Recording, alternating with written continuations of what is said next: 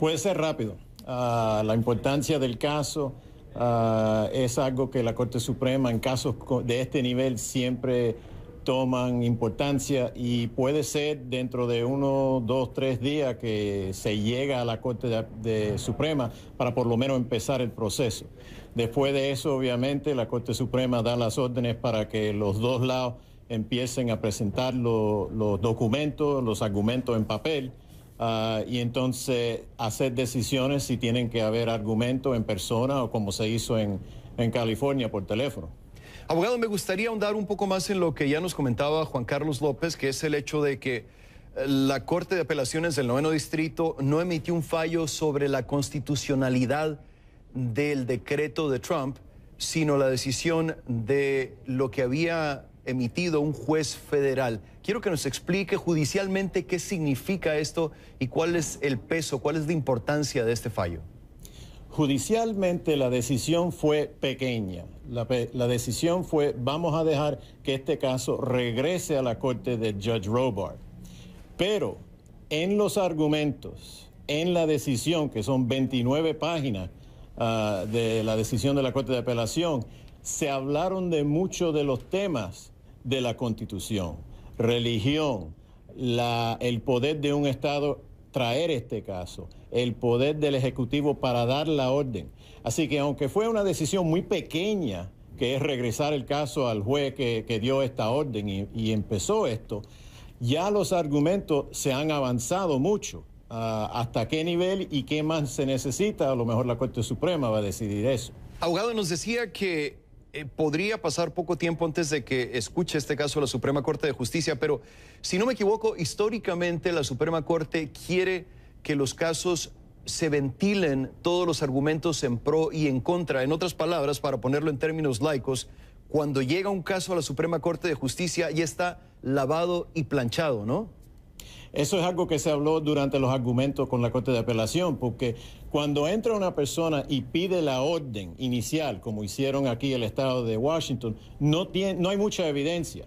Acuérdate, cuando entró el Estado de Washington había unas declaraciones de unas compañías soportando esto.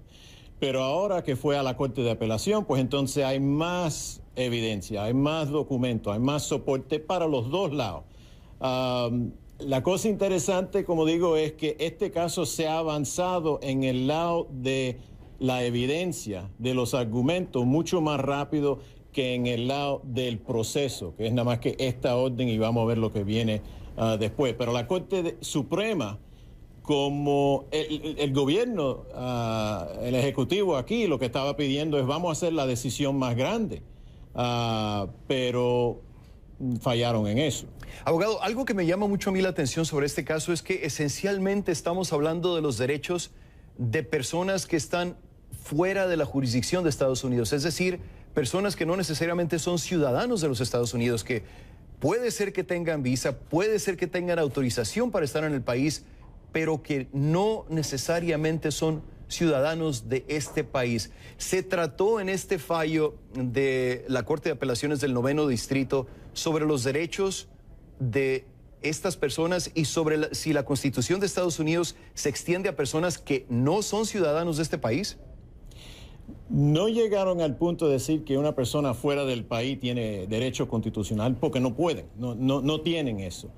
Pero hablaron, la Corte de Apelación, hablaron de todos los temas dentro de la Constitución que precluye acciones que tienen que ver con religión, dando preferencia a una religión sobre otra religión, el proceso de una persona pelear una decisión del gobierno, por ejemplo, una persona que llega al aeropuerto y lo detienen, esa persona tiene el derecho de tener abogado, esa persona tiene el derecho de pelear lo que está pasando, así que no llegando hasta ese punto, pero hablándolo en esta opinión larga, lo hablaron. Ahora, abogado, quizá parezca una pregunta tonta, pero ¿esto significa que vamos a regresar al estatus de lo que estaba pasando antes de que se emitiera el decreto? Es decir, las personas que tenían visa o permiso para entrar de Estados Unidos, de estos 7 países de mayoría musulmana, ¿van a poder entrar sin ningún problema? Sí. Exacto, estamos en esa posición y es un punto importante porque las Cortes en hacer las decisiones, en hacer estas decisiones preliminarias en un caso, no le gustan que vaya a haber problemas, no le gusta que vaya a haber confusión, le gustan parar un daño si pueden ver un daño inmediato, pero en este caso ya la Corte hizo eso, regresó al status quo antes del decreto. Y ahí se queda hasta que otra corte, la Corte Suprema, haga una decisión. Y ya para terminar, abogado, la última pregunta. ¿Tiene que ver esto con la necesidad de que el Poder Judicial establezca que no se le puede dar preferencia a una religión sobre la otra? ¿Ese es el fondo de este caso o no necesariamente? Es uno de los temas, pero yo creo que el tema más grande aquí, el tema que el Departamento de Justicia estaba tratando de argumentar, era el poder del Ejecutivo, el poder de un presidente que lo tiene debajo de la ley para controlar el proceso migratorio. No presentaron lo que los jueces estaban pidiendo. En este punto era la seguridad nacional.